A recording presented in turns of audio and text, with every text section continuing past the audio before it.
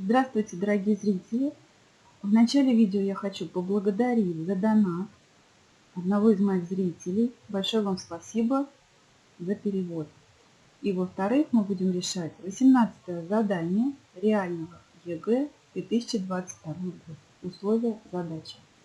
Каждый из 4 подряд идущих натуральных чисел, я подписала сверху, пропустила, разделили на первую цифру и результаты сложили в сумму, обозначили буквой S. Вопрос, может ли сумма быть равна вот этому числу, это под буквой А, может ли она быть равна вот такому числу под буквой Б, и под буквой В мы должны найти наибольшее целое значение S, если все числа принадлежат отрезку от 400 до 999. Начинаем рассуждать. Вопрос у нас. S равно ли 41,1124? Ну, понятно, что числа не могут быть однозначные и не могут быть трехзначные, иначе у нас 41 не получится. Это двузначные числа. Откуда у нас берется знаменатель 24? Если каждое натуральное число делит на первую цифру, то, в общем-то, у нас должна быть цифра в знаменателе, вроде бы, да? Но у нас число двузначное, значит, оно получилось при сложении дробей с разными знаменателями. Какие же знаменатели могли быть у нас, чтобы получилось 24? Конечно же, 8 и 3. Если вы возьмете 6 и 4, вы увидите, какие бы числа вы ни брали, у вас будет где-то 4 или где-то 6 будет сокращаться. 6 и 4. А там даже не получится 6 и 4. Они же не рядышком находятся. Да, там 6 и 4 вообще даже мы не разговариваем про них. 8 и 3.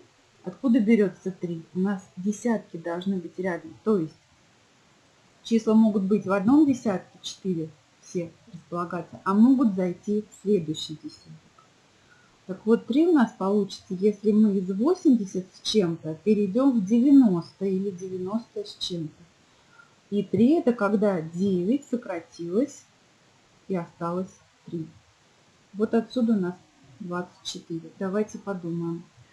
Но если в знаменателе у нас 8, значит у нас точно должно быть 89 присутствовать. И если есть переход через десяток, да, значит 89 восьмых у нас есть одна из дробей. Дальше. Есть у нас обязательно 90 девятых. Но если 90 девятых, это же будет 10, тогда у нас опять не получится знаменателя 3. Тогда нам надо пройти дальше. 91 девятая. И остается последний вариант. Либо мы дописываем 92 девятых, либо 88 восьмых. Давайте попробуем дописать и проверить 92 девятых. Это у нас будет сумма.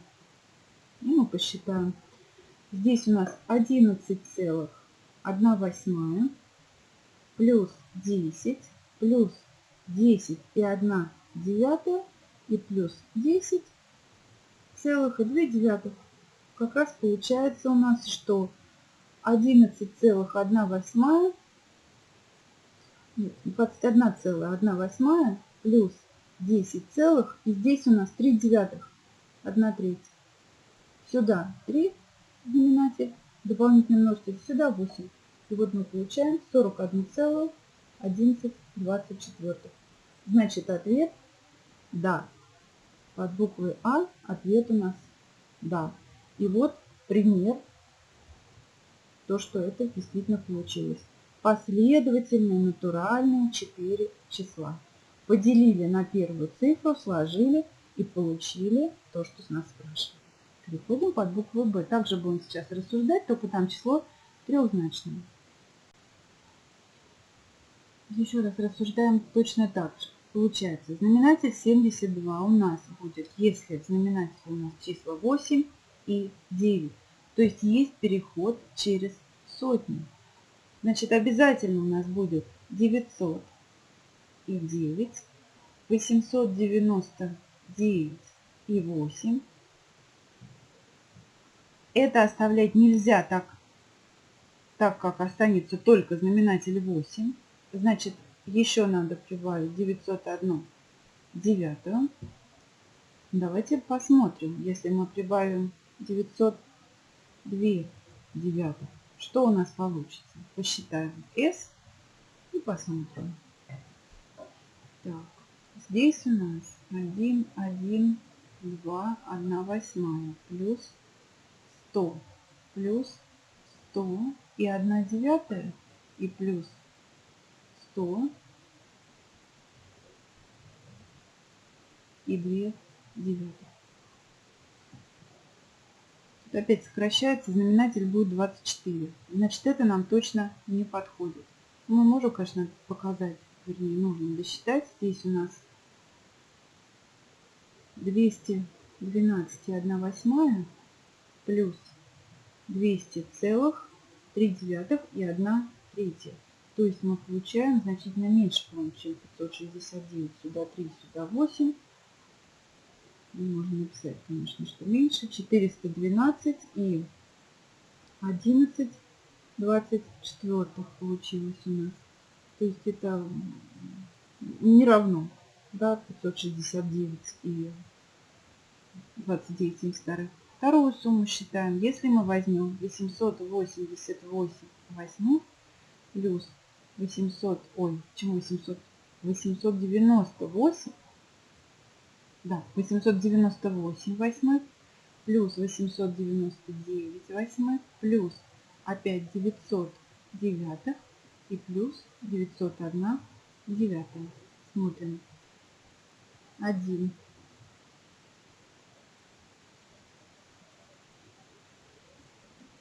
Так, 1. Сейчас.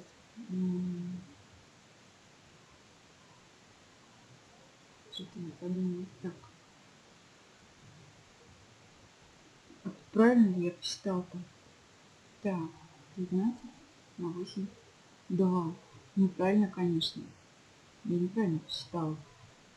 На 9 идет. 899.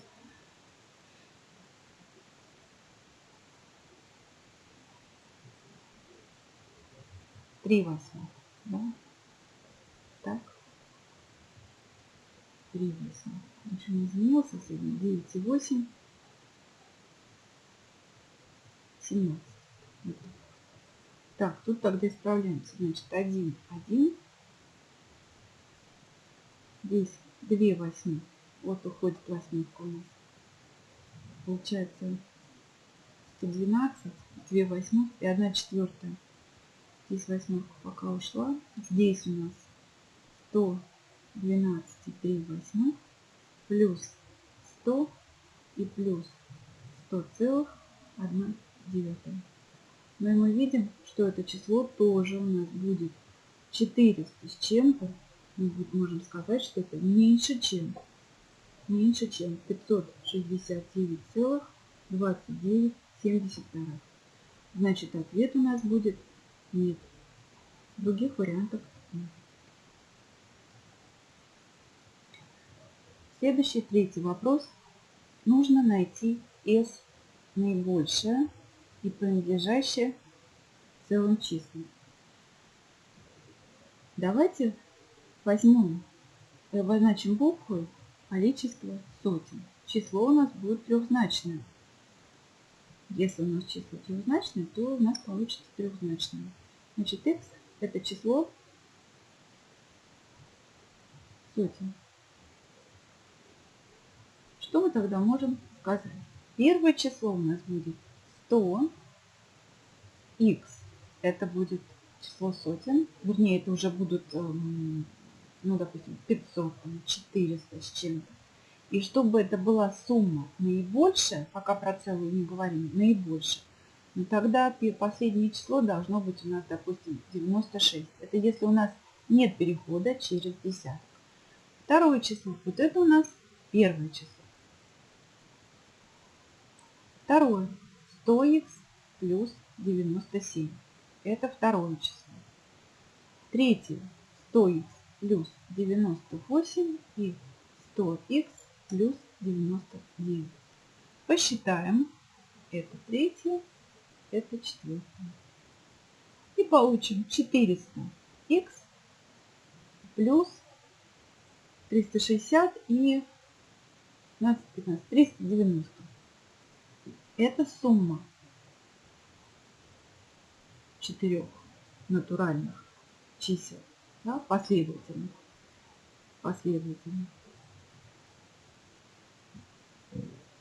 S тогда будет чему равно? Мы должны разделить на количество на первую цифру. Первая цифра это и есть число сотен. 400х плюс 390 в итоге мы делим на x. Потому что у нас это делилось на x, это делилось на x, это на x. На x мы можем все под один знаменатель. То есть можем просто сейчас окончательную сумму поделить на x. Мы делим каждое слагаемое на x. Получим 400 плюс 390 разделить на x. Чтобы s было целым, у нас 390 должно нацело разделиться на x, быть кратным x. Чтобы оно было наибольшим, это s, нам нужно, чтобы x был наименьшим. Давайте запишем. Чтобы s стремилось к максимуму, нужно x минимальный цифр. Из возможных. У нас x принадлежит от 4 до 9. То есть это может быть 400, 500, 600 и так далее. У нас есть условия. Давайте возьмем x равное 4 и проверим. У нас 390 делить на 4 не принадлежит целым числам. Следовательно, s не принадлежит z при x равном 4. Берем x равно 5. Так, возьмем вот так, x равно 5. 390 делится на 5. Это будет 70, 40 на 5, 8. И мы получаем сумму 400 плюс 78, 478.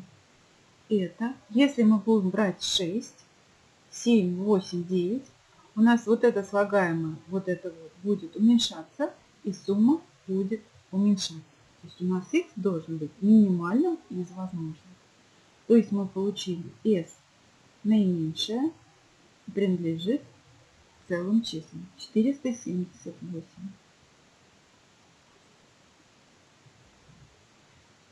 Мы еще немного порассуждаем. Мы показали, что это 478, и мы должны доказать еще, что больше не получится. А если будут какие-то другие варианты, это будет меньше. А что если x, наш x, с переходом в другой десяток?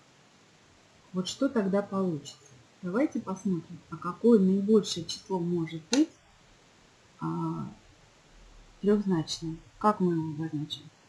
100х плюс 99.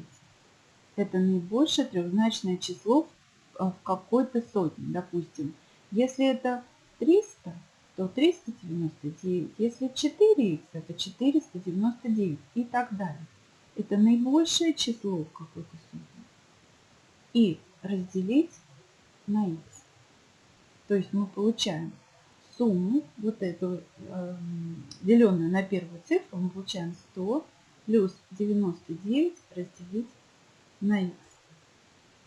Если есть переход в другой десяток, тогда у нас есть слагаемое 100. Если есть переход в другой десяток, следующий десяток, тогда, если мы это число разделим на первую цифру, у нас одно из слагаемых в s будет 100. И получается, если бы мы даже взяли 3 самых больших числа, вот 100 плюс 99 на х, и взяли бы их 3 и прибавили вот это число, которое идет при переходе через десяток, при х равном 4 у нас уже было бы вот при х равном 4, вот это было бы меньше, чем 125. И вся эта сумма была бы меньше, чем... Так, делим на 4, 25, 125 на 3. Меньше, чем 125, значит, это меньше, чем 375, и это меньше, чем 475. А если мы переходим через десяток, дальше уходим, то у нас сумма будет уменьшаться, потому что у нас вот это слагаемое будет уменьшаться. Вот таким образом еще показали, что 475, то есть другие варианты, они нам не дадут числа большего, чем 478. Задание разобрано. Всего доброго, успехов в подготовке. Заглядывайте в плейлист по теории чисел.